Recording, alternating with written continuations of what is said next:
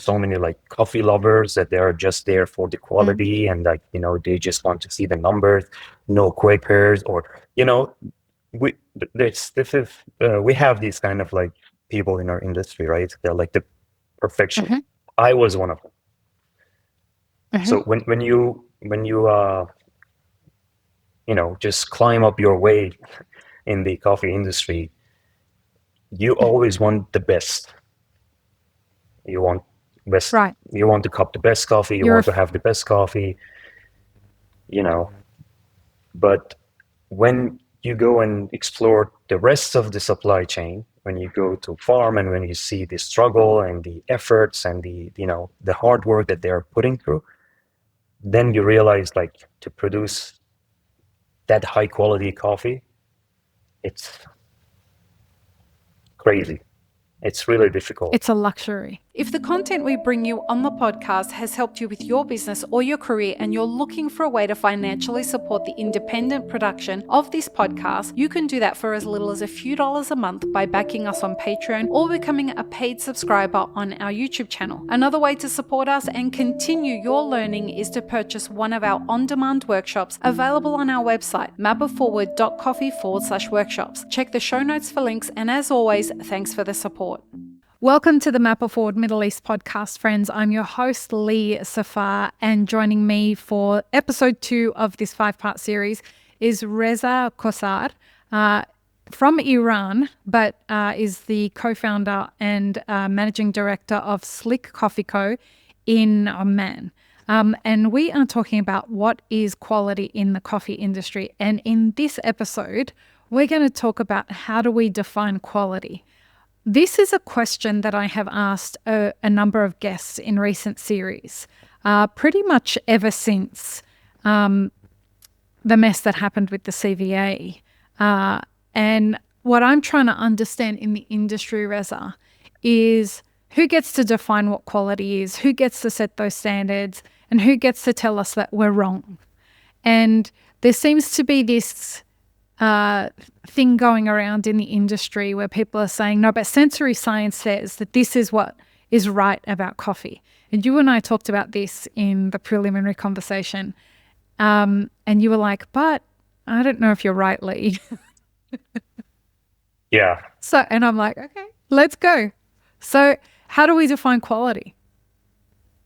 Well, it's really fascinating. Like I have this obsession with words and like the use of words and their meanings because Hold on. Wait. Guys, like I should have said this at the beginning of the podcast. This is a man with degrees in linguistics, right? Right. Like this is a very high overachiever here. Do not in any way, shape or form think that this is some guy who kind of like accidentally got into coffee and he didn't have anything else to do and so that's why he's here.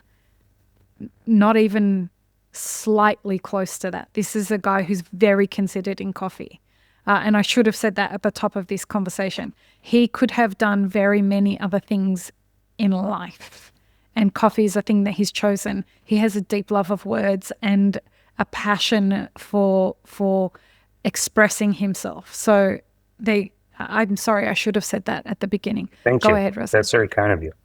Well, so it was always with me. So it's I just try to look at things at different angles and perspectives to see like, because it can go over our heads without even noticing it.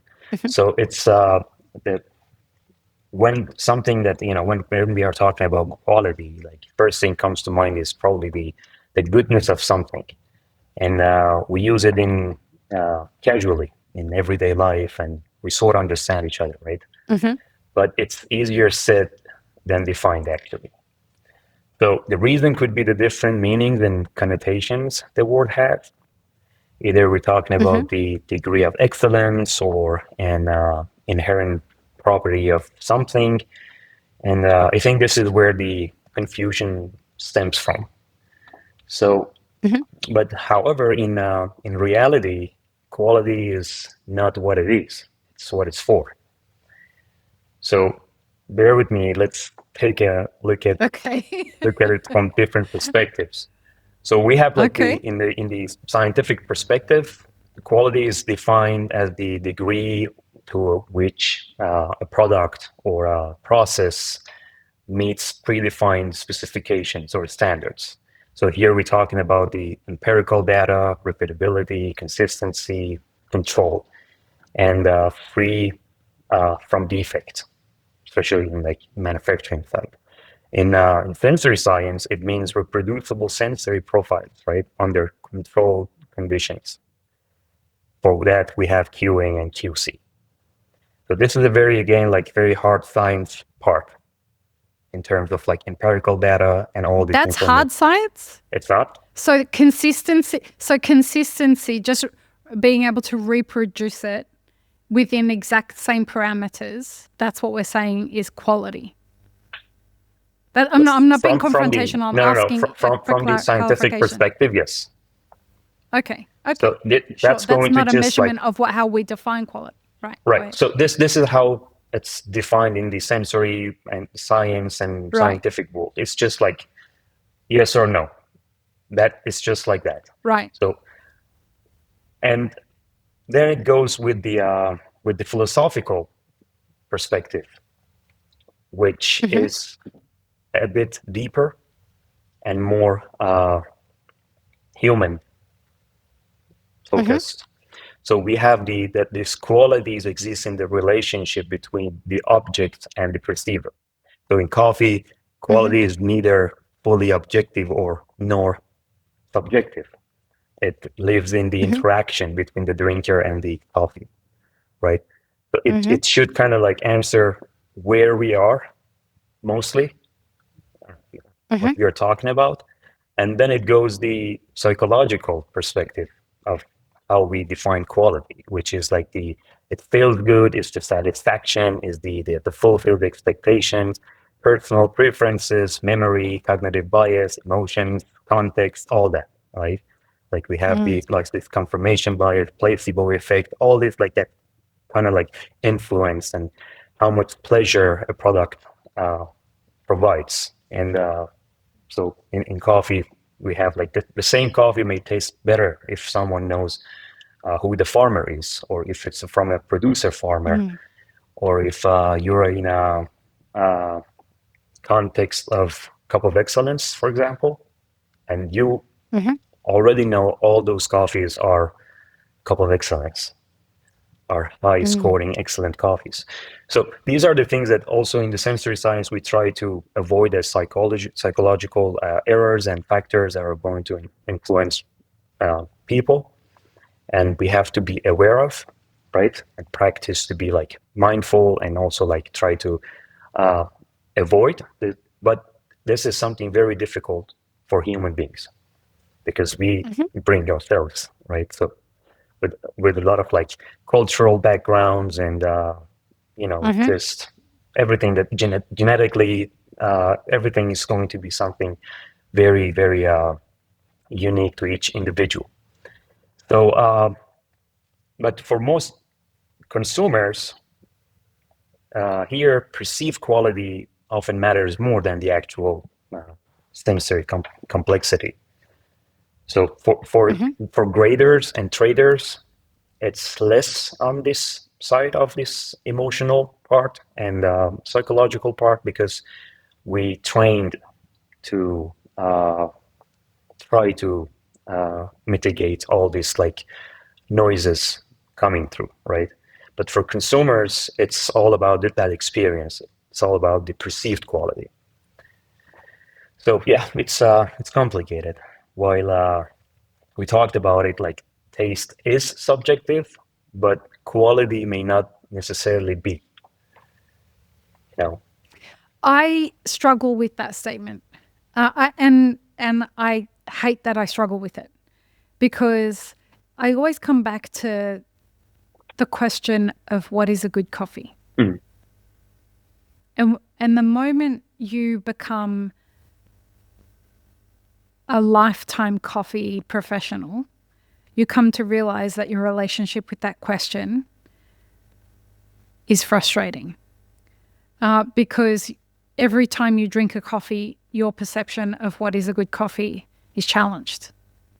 Every time you taste something from a different roaster, or a different origin, or a coffee that's a new varietal, whatever it is, you're constantly being challenged with what is good coffee. And then you'll meet somebody who doesn't like the coffee that you like.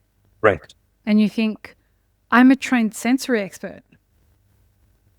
How can you like Lavazza coffee? How can you tell me how can you argue with me about the fact that the Lavazza coffee that you're drinking is better than this, really beautiful, gorgeous geisha and you're telling me you can't drink it. And that unto itself is a very interesting paradigm, right? Especially when we're looking at that, who the final decider of quality is the consumer. After all, this is a capitalistic endeavor. The reason we're trying to find specific qualities of coffee, whether it is going to be commercial coffee, high-end specialty coffee, whatever, it's so that we can sell it and so that we can move it along. Right. The part that I struggle with about this is who gets to decide what quality is?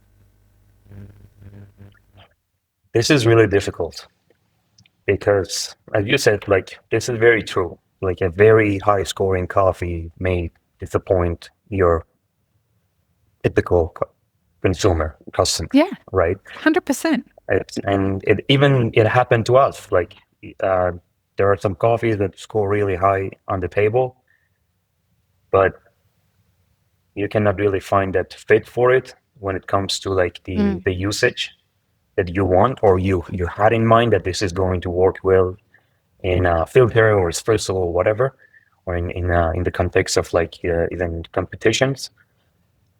But who gets to define quality? After all, I think it's really complicated, because I think everyone has a say in this. So for us, the way I see it is okay, we built all these frameworks to try to make it repeatable and consistent, and what we really have is this trained subjectivity, as I said. So as we try so hard on this part of it to define it, to quantify it, to categorize it into different stratification systems and qualities, at the end it comes to get consumed, and that's what people are paying for, right? But when you look at it from a little bit, you zoom out and you look at the whole supply chain, everyone is involved in defining that, and everyone has an impact in that. But if your kind of point is that, and a fair point to mention, if it should be from the producing side of the supply chain should define it, or the consumer, is that what you are thinking about? It's part of it, yeah, and I think it's valid, right? It is. It's so what comes to my mind when I think about that, it's as you said, the truth about the world we live in. As long as the producing countries and producers are struggling with their fundamental issues in life, in life in general, they don't have time to, they don't have that motive to basically define quality, to be, how to what put do you it. mean? So you don't think that is what you're saying, that while they're struggling with just the general running the business and life is really challenging altogether, quality is not a part of the conversation for them? They're just trying to grow coffee and sell it? Pretty much. Because okay, there are too busy, to define anything, and that's basically what the system wants. And this is, you can see it Right. in any other part of the society. It's not only Yeah. for coffee. So as long as you are busy with the at the bottom of the pyramid of like Maslow, right? You don't get to to choose what quality. Quality is luxury for most people. It's just like if you have an option to choose between, like, what type of quality you want, if you have that privilege to choose, this is luxury, right? This is privilege. And for most Just producers, as a note there, if that's okay. Sorry, you mentioned something there, Maslow. For those who don't know what we're talking about, please go and Google Maslow's hierarchy of needs, and it will make sense to you. It's the order of things that you need to fulfill your happiness. I apologize, but people will have lost context there. Go ahead. no worries. Yeah, that's Yeah. it. Yeah. Can I push back on you a little bit there? Because you say something there that I think we can't gloss over. You say that the system wants that to happen. What do you mean by that? Well, this is how it's designed, isn't it? we are all Yeah, this part is of it. colonialism. This is something This that is we are all colonialism. part of it, and we are playing along. So this is really helpful and healthy to have these conversations without any bias or anything. We are just like trying to be like realistic, not to Right, we're sugarcoat exploring. everything. And we are exploring, exactly. So because like this is probably going to I don't know, like disappoint so many like coffee lovers that they're just there for the quality and like, they just want to see the numbers, no Quakers, or we we have these kind of like people in our industry, right? They're like the perfection. I was one of them. So when you just climb up your way in the coffee industry, you always want the best. You want best. Right. You want to cup the best coffee. You want to have the best coffee. But when you go and explore the rest of the supply chain, when you go to farm and when you see the struggle and the efforts and the hard work that they're putting through, then you realize like to produce that high quality coffee, it's crazy. It's really difficult. It's a luxury. It's really like, if you want to like have that, I don't know, top 1% of that coffee that everyone is trying to buy on an auction, that's something that is really like difficult to get. Huge investment of money. Huge investment. It begs the question, and again, a new thought. How can we talk about quality and say that something is quality if we disconnect that from the struggles that are happening at origin? If the people who are growing it cannot feed themselves and cannot afford, and there are people out there that are going to be listening to this and saying, oh, here we go again, get over it. We're talking about commodities. These people are more than welcome to go and do something else if they don't want to participate in this. They're close to considering that, folks. Like the coffee industry at the beginning, the producers, the farmers, they are getting to a point where they're not quite seeing the value in growing this thing anymore. Because we're not, like I see it, Reza, as a parasitic relationship. The parasite keeps the host just alive enough so that it keeps doing the thing that it needs it to do. But it takes everything else other than that. Yeah. And I feel like coffee farmers have figured out that that's the relationship that we're in, except for the really big ones, the very big commercial farmers. They're going to have other kinds of problems. But can we really say, and this is the part that really annoys me about our industry, we are focusing at defining quality by what's in the cup. And we are disconnecting that from the rest of the supply chain. We are disconnecting that from where it's come from and how it's being grown. Help me understand why that's the wrong way to look at quality in our industry. You mean just to look at the form? No, like what I mean is like people, when I say we should be looking at, when we're having a conversation about quality, we shouldn't just be having that conversation about what's in the cup. Right. We shouldn't be defining a cup of quality just based on the blueberries and the cinnamon that we taste in the cup.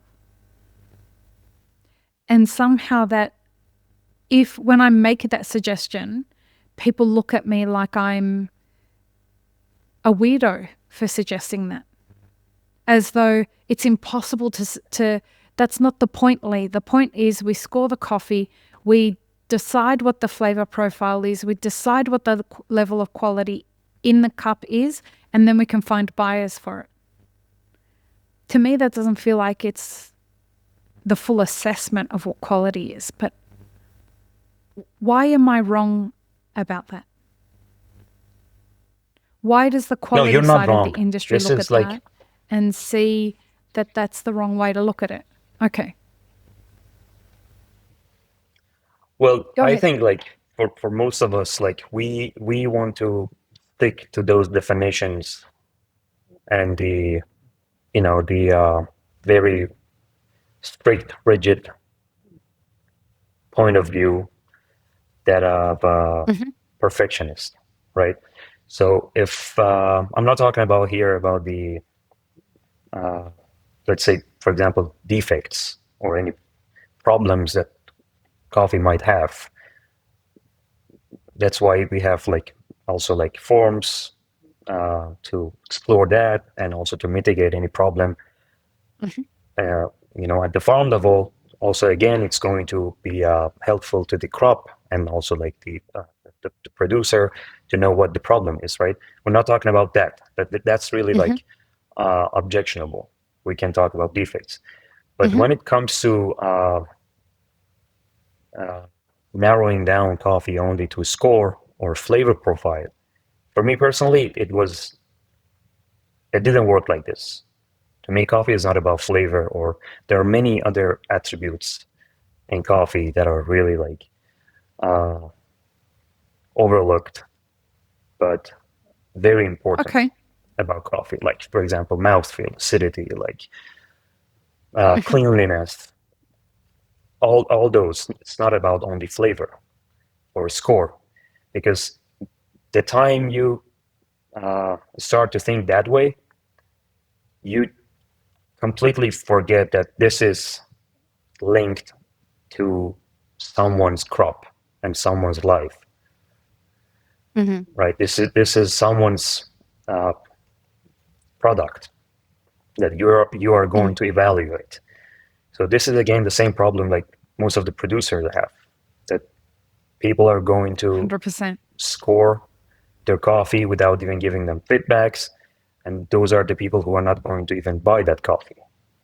So they are defining quality for them, while what they do is just to produce that coffee. So again, when it comes to like, at least what I try to do and try to keep in mind is that I am not only dealing with a commodity or a product. That's how you build those relationships, and you take it from there, right?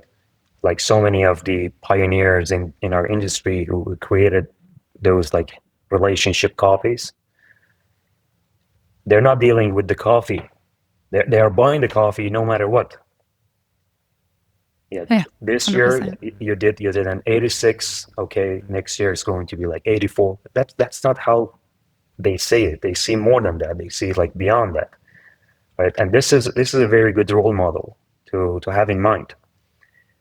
Also, like I mentioned about the scores, what really like bugs me is that nowadays everyone's talking about scores and all. Back in the day, really, earlier in my career, it was difficult to get something that was scoring like 84, 86. And when you got to cop that, it was just like, wow. But nowadays, everyone's on the consumer side, or even like coffee gigs, they just want all the 90 plus. And nothing is going to satisfy them that are like below 88 or 87. It's a boring coffee to them. But if only they know like how difficult it is to get to the point to even produce a solid 86 coffee, 84 coffee. I wonder how many of them have been to Origin. Yeah, that's another question. Yeah. Yeah. Okay. This conversation did not disappoint. Actually, I have a question for you before we wrap this up. What does a good quality coffee taste like to you? The way I see very good coffee, good quality coffee to me, technically, if the coffee is technically clean, sweet, and uniform. To me, these are the three pillars, and the rest are ornaments that I can choose different. Like, for example, at Slick, we have 7 different profiles that we can, just classify our coffees to, depending on how they represent themselves in the cup. But the main important thing to me for coffee to be like in any grade, so because we are doing the stratification, the different scorings, it should be clean, uniform, and sweet, based on the ripeness and all. Technically, but also like what I consider is what I mentioned about like having those relationship coffees over the time. For now, I'm too small to buy like huge container from Origin, especially like with the current situation we have in the industry with the prices and all. But if we get the chance to buy anything direct, we do that.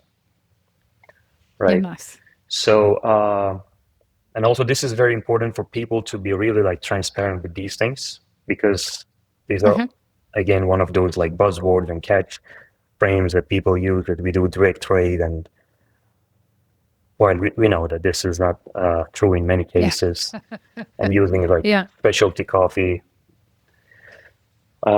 without knowing the notion. And I think that's for another thing to talk about. But in my opinion, we need multiple quality systems, not just one. So we need one for producers, one for roasters, one for consumers. We cannot really fit everyone for one. That. So that's why if we come up with a system that everyone agrees and try to like practice, it's going to have like a triangle of this relationship, and then everyone has their own terms and definitions of quality, and then that can be the common language that people talk. Okay, there is something that I want to say there, but I'm going to leave it for a future episode. Okay, so in the next episode, folks, we're going to talk about coffee competitions. You don't want to miss this. Peace up on peanut butter. Have an amazing rest of your day. This episode is part of a 5-part series produced by Mapper Forward. Check the full playlist and guest details in the show notes, as well as how you can support our work in the coffee industry. Become a premium YouTube subscriber, explore our Patreon and any brands we've partnered with to bring you this podcast. Please don't forget to like, share and subscribe. It really does help us grow our audience.